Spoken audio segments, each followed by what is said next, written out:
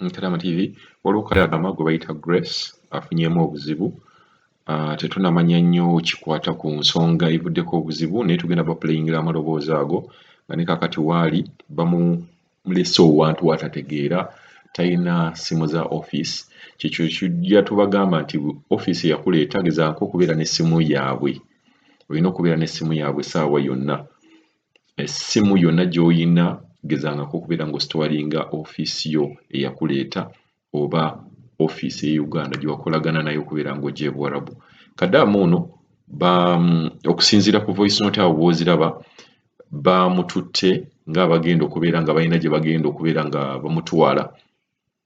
Ndowooza yabadde yeekyanze ne bamutambuza ne bamukola akakodyo ne bamugamba sooka ogende ku kikomero ekyo okonkone waliwo kye twagalawo. Bwe yafulumya okukonkona babadde bamutambuliza mu mmotoka nga bamuzungiza bagaddewo buggazi luggi ne babeera nga bamudduseeko. So embeera ng'eno tebeera ntuufu okubeera nga bakadaama baboosi baabwe babatwala ne babasuula ku streets ne babaleka eyo. Tetunnamanya nsonga ki Kadama ono yaviiriddeko baboosi be okubeera nga bamukanyuga ku street ne badduka. Kuba nkimanyi omuntu yenna bw'obeera ng'oli registered oba nga baakuwa mu nnyumba nga bakumanyi nti oli mu nnyumba eyo, boosi yenna okubeera nga kusuula ku street nagwo ate guba musango. Kuba emisango lino tujja kulowooza nti ffeffeka abazza emisango naye n'abantu abo bazza emisango. Tosobola kubeera ng'onzija mu nnyumba n'obeera n'onkanyuga wabweru n'obeera nga oba ondeka ku street. Lwakuba nti emisango gy'e Buwarabu siwulirangayo musango gusinga Kadama. Buli musango gwonna Omuwarabu gwakola gubuliraawo. Lwakiringa abaasayininga endagaano nti Kadama yenna empisa yonna gye mumuyisaamu tolina kuggulwako musango. Kugamba kizibu kuba sinnakiwulirako katanga tutandika bintu bino. Towuliranko nti Omuwarabu baamusibye olw'okuba yatta Kadama. Babibuzaabuzaawo ne balaga nti Kadama ye yeetuga, Kadama ye yeetwala ku street, Kadama ye yadduka n'abulira ku street, bwe batyo bye bakola. So katuwulize emboozi oba amaloboozi gano aga Kadama ono ali mu buzibu gwe bayita Grace. Happy siri bulungi nze Grace okimanyi nga bangobye mu nnyumba n'emmundu ne mbagamba munzize ku ofiisi. Bwe mbagambye munzize ku ofiisi baabano ne banvuga ne banzunza mu kibuga nga bw'okiwulira.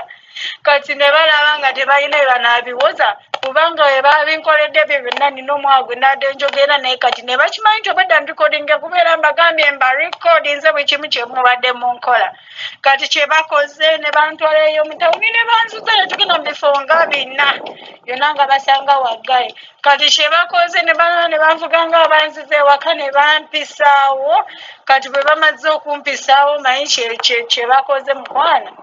Bamaze okumpisaawo nga tutuuka ewantu mu bikomera nga bingi nga baŋŋamba waliwo batunda ndowooza pizza nga baŋŋamba fuluma okonkone ku ekyo ekikomera. Kati bwe nfulumye bwe nti okonkona ku kikomera bagaddewo buggezi luggi nga basimbula nga bagenda.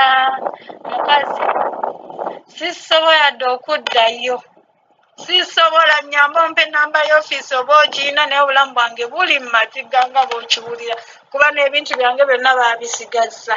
Ate ennamba y'ofiisi gye nina ngikubyeko nga teyiddamu. Beki mwana gwe bangobye waka bansudde gye simanyi bw'oba olina ennamba y'ofiisi nnyamba ogimpeereze nsobole okukubira ab'ofiisi kuba ennamba gye nnina eganye okuyitamu. Oba olina ennamba ntaasa mukwano n'obulamu bwange buli matigga. Sweetheart amannya ge nze manyirimu bamweta Grace. E Uganda kampani yatuleeta bagiyita Alaska. Kampani yatuleeta bagiyita Alaska. Eriawo nga Rubaga Road ng'awo omwami Sematimba awo ofiisi weeri. Then eno twatuukira ku Alususu ofiisi ye bagiyita Alususu wetwatuukira mukwano.